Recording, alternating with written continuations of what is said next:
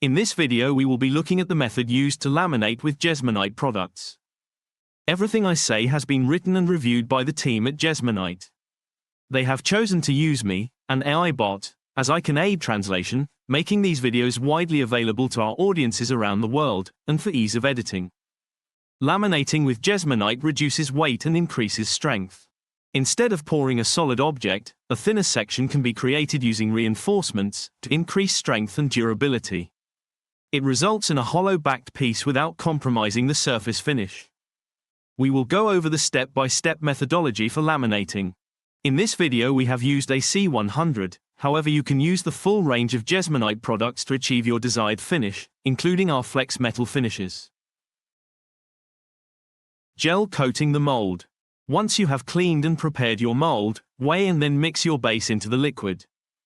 You now need to brush in the Jesmonite, ensuring you have it well worked into any intricate corners of the mold. Make sure you spend time brushing it up the sides of the mold.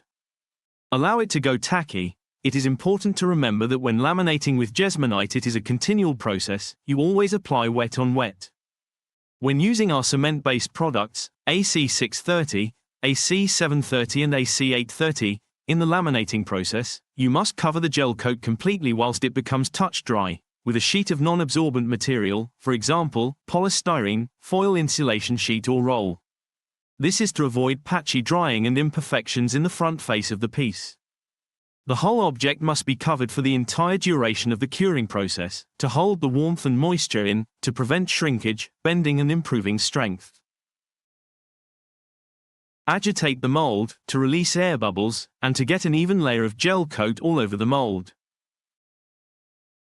Applying the first layer of quad-axial glass fabric. The Jesmonite quad-axial glass fabric is tailor-made for use with Jesmonite. It is based on the latest multi-axial glass reinforcement technology, which makes Jesmonite fiberglass laminates light, strong and harder wearing.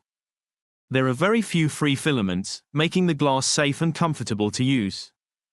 It is important to note, only alkali-resistant quad-axial mesh should be used with the cement-based Jesmonite range AC630, AC730 and AC830.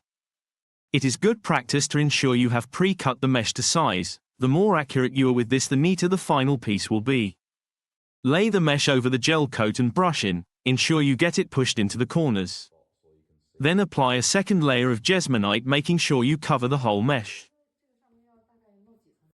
Apply the second layer of mesh in the same way. Brush in a second layer of Jesmonite, ensuring there aren't any creases or lumps in the mesh. You can repeat this process as many times as you like. Final pour.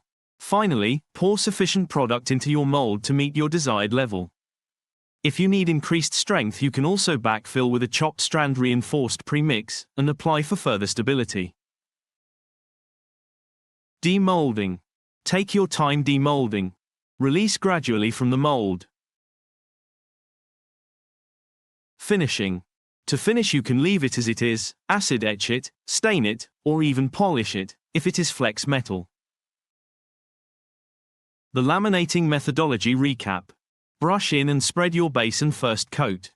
Allow the first layer to become touch dry and repeat if required. Wet with mix and apply quad-axial glass fabric into touch dry coat. Optionally repeat process to further reinforce. Optionally, create chopped strand reinforced premix and apply for further stability. Finally, pour sufficient product into your mold to meet your desired level. Leave, then demold. A good gel coat evenly applied will avoid quad-axial mesh or chopped strand showing on the surface of the final piece.